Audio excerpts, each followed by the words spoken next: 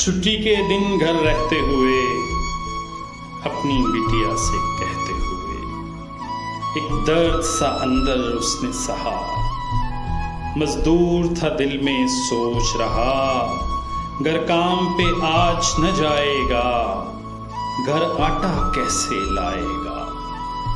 ये सोच के अपनी बेटी को ये कहने लगा उस बच्ची को, धीरानी मुझे इजाजत दे, मैं काम पे चलता हूँ बच्चे। औजार उठाकर जब निकला, एक आंसू आंख से तब निकला। बच्ची ने रोते हुए कहा, बेबस यूं होते हुए कहा, यौमे मजदूर है ये बाबा, हैप्पी लेबर डे बाबा, हैप्पी लेबर